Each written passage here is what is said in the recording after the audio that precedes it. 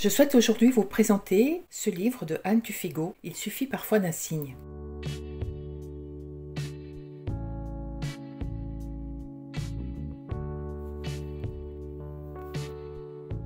Bonjour à tous et bienvenue, j'espère que vous allez bien. Après vous avoir présenté le premier livre d'Anne Tufigo, Ces âmes qui guident nous pas, que vous pouvez d'ailleurs découvrir ici, en cliquant sur l'icône qui s'affiche en haut de votre écran, je souhaite aujourd'hui vous présenter ce deuxième livre, Il suffit parfois d'un signe, qui a été édité en mai dernier. Je ne vais pas trop vous parler de l'auteur, Anne Tufigo, puisque j'ai déjà un petit peu parlé d'elle et de sa vie dans la vidéo précédente, mais elle a un bagage littéraire qui est très important, qu'elle s'est distillé au fur et à mesure et qu'elle sait surtout partager avec nous, ce qui rend ce livre très intéressant. Que vous dire de ce livre? Tout d'abord, il a été édité par Albin Michel et coûte 19,90 €. Pour être honnête avec vous, je ne m'attendais pas du tout à ce style de contenu. Lorsque j'ai vu le titre, j'ai pensé que c'était à nouveau un livre supplémentaire, une sorte de manuel qui aurait décrypté le signe, les rêves, comment rêver, comment pouvoir percevoir un signe, comment percevoir les messages qui nous sont envoyés de l'au-delà.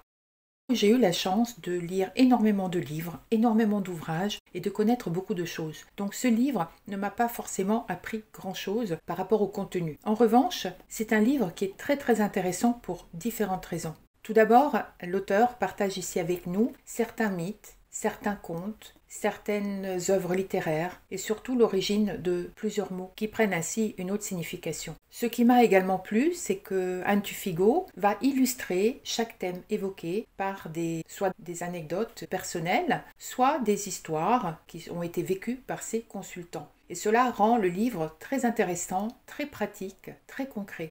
Cela évidemment toujours pointé avec l'humour, la dérision qui est propre à l'auteur.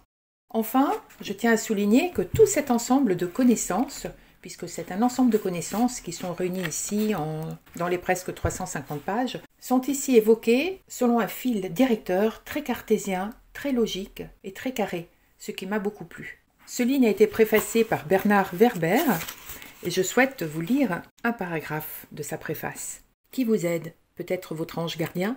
Peut-être l'esprit d'un de vos aïeux défunts, peut-être Dieu, peut-être le maître d'un jeu informatique dans une autre dimension. Peu importe, vous ne pourrez jamais être certain de l'identité de cet allié. Par contre, vous pouvez en voir l'action, tout simplement en étant un peu plus attentif à ce qui se passe autour de vous.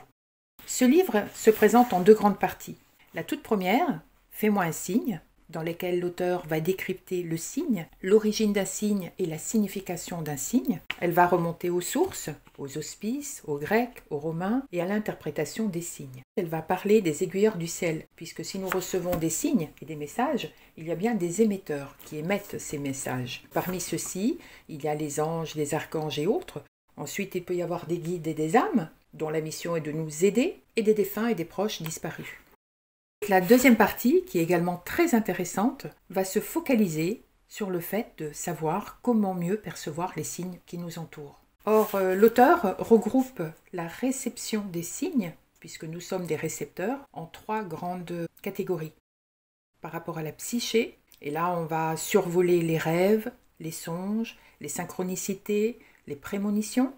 Ensuite, les signes reçus par notre corps, qui va percevoir avec les 5 sens ou les 6 sens. Elle va également nous parler des dangers de l'écriture inspirée ou automatique. Elle va ensuite évoquer également le fait que les entités de l'au-delà utilisent très fréquemment les champs électriques pour nous faire parvenir des messages, ce qui m'est arrivé à plusieurs reprises. Ensuite, elle va évoquer certains états modifiés de conscience pendant lesquels nous sommes plus réceptifs à recevoir des messages. Elle évoque le sommeil que j'ai résumé pour vous sur un tableau. Je ne vais pas rentrer dans les détails, mais les phases dans lesquelles nous sommes le plus réceptifs à recevoir un message spécifique, c'est la phase 1 de l'endormissement et la dernière phase de sommeil paradoxal. Dans la première phase, on peut recevoir des messages, soit on peut entendre des voix qui sont murmurées dans notre oreille, soit nous pouvons avoir l'impression d'être touchés par quelqu'un ou quelque chose.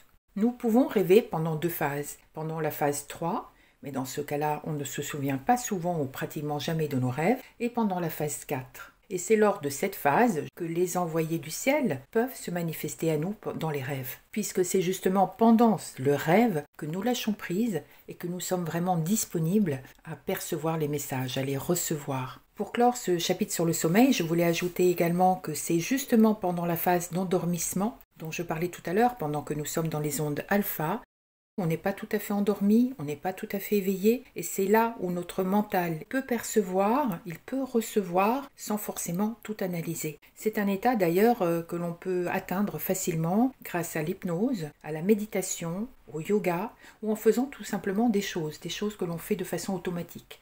Par exemple, lorsqu'on conduit, on ne pense pas à ce que le corps fait, parce qu'il y a un automatisme, et notre mental peut s'évader. L'auteur souligne également l'importance de la prière. La prière n'est pas un rituel, mais c'est surtout un rendez-vous que l'on prend avec l'invisible. Quelle que soit votre religion ou vos croyances, le fait de répéter certains mots qui ont une consonance importante pour vous, le fait d'y mettre une intention, vont vous amener à avoir un état modifié de conscience qui ouvre une porte et qui nous rend perméables au message.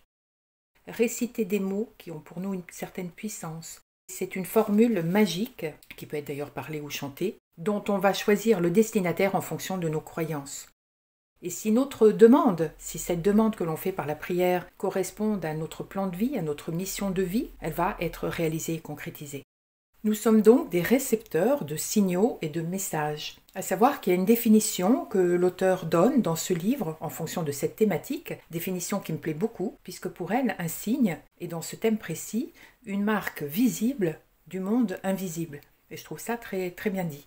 Je voulais conclure avec 2 mots avant de vous lire un paragraphe, le paragraphe de la fin. Un signe est quelque chose d'individuel, de personnel, qui vous est directement envoyé par un certain moyen, à un certain moment, par l'au-delà, par quelqu'un qui souhaite vous faire comprendre quelque chose de bien précis. Donc la signification de ce symbole, de ce signe, va vous toucher en plein cœur, va avoir une résonance très importante pour vous, et la même plume, la même flèche, la même image n'aura peut-être aucune signification, aucune résonance avec la personne qui est à côté de vous.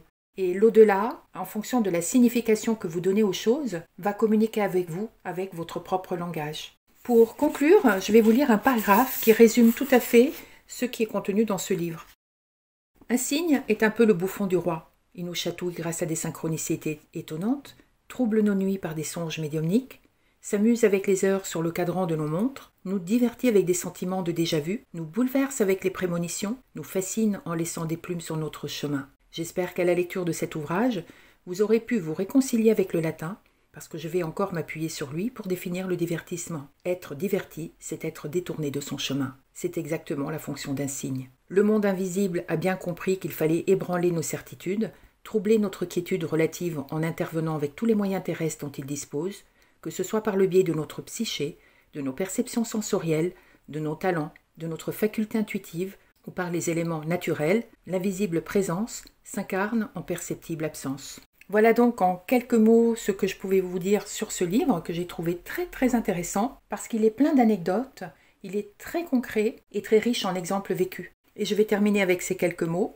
Prémonition, songe, synchronicité, sensation de déjà-vu, intuition, voilà autant de signes qui nous entourent et que nous recevons quotidiennement sans forcément y prêter attention.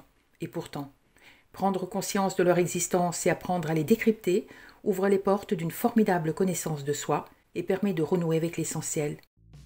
J'espère vous avoir donné envie de découvrir ce livre que j'ai trouvé pour ma part très bien construit, très bien ficelé. Vous pouvez vous inscrire sur mon compte, sur le compte Instagram ou Facebook. Quant à moi, je vous donne rendez-vous très vite. À bientôt!